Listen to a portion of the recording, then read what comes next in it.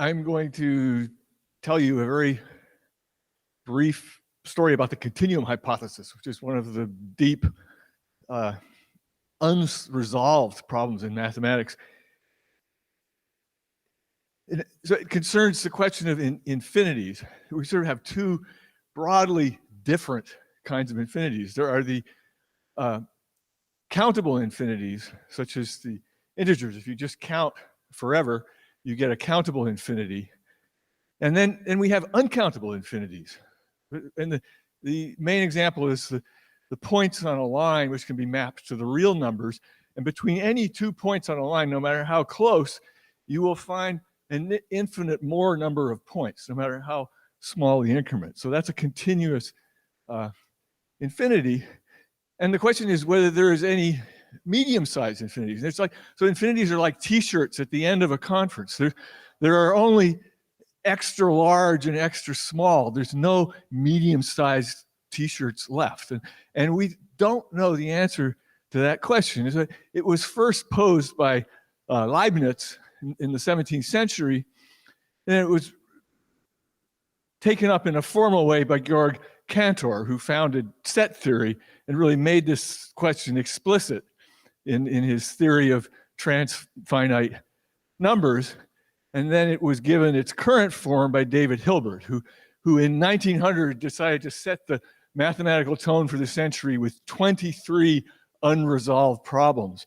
And problem number one was the continuum hypothesis. And it's still, most of the 23 problems have been resolved, but the continuum hypothesis is still the leading, that and the Riemann hypothesis are the two of the big problems that are still unresolved. So Kurt Gödel, who we know for his great work in the 1930s on undecidability and incompleteness, he then spent pretty much the rest of his life obsessed with the continuum hypothesis.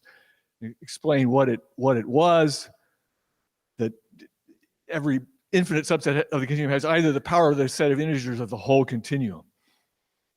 And then he proved the consistency of the continuum hypothesis in 1940, which proves effectively that it cannot be disproved. It doesn't prove that it's true, but and this obsessed everyone, including I'm here as a product of the continuum hypothesis. This was my father who ordered this paper by mail. So it arrives March 26, 1943. I am exactly minus 10 years old to the day. And he, in the back of his copy, there were some blank pages. He proved a stronger result than Gödel. And then when he met my mother, they were both he said this was his first sign that that he knew that America really existed, when he got this paper from America in the mail.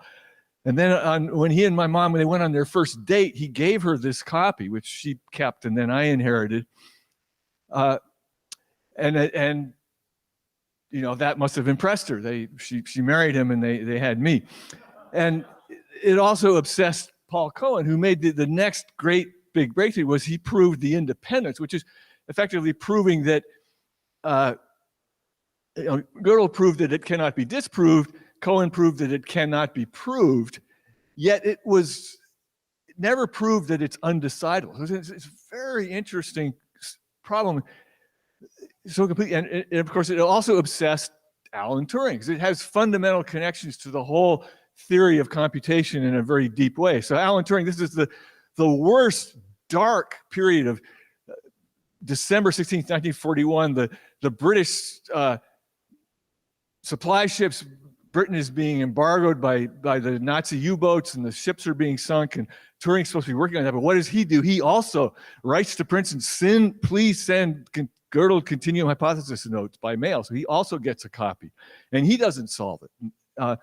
It remains unsolved, and it's connected to the digital universe, because in a way, which is my slight just intuitive obsession, that when we created the digital universe, in a way, we are trying to create a middle-sized infinity. So when you take a continuous infinity, you take any 2 points, and if you come back a little later, there's another infinity of points. And that's sort of the way the digital universe is working. We are continually expanding the number of bits in an exponential way. That's Moore's law at 40 to 2006. We're just always adding more bits. So in a way, the digital universe, which is provably countable, we're setting it up in a way so that it behaves like a continuous universe. And I think that's the future of computing, that we live in an analog revolution at this very moment, where we are switching from computing with strictly digital functions to computing with continuous functions.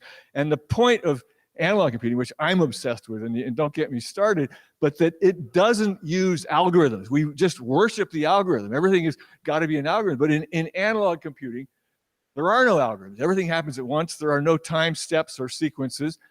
And this is what nature does. Nature uses digital computing for error correction in genetics. That's what it's good for.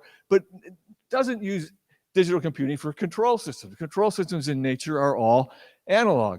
And that's the world I think we are entering upon. We're starting to do for here, this Google, our hosts. They're big computing.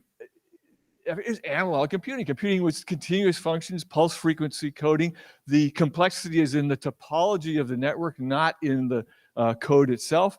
And that's a fundamental thing that I think is tied to the nature of computation. And we await the Turing or the Gödel who makes some sense of this, because the continuous infinities represent analog computing and the countable infinities represent digital computing. And somehow that sort of divide, I think, will be resolved in a new way that is going to change the world. Thank you.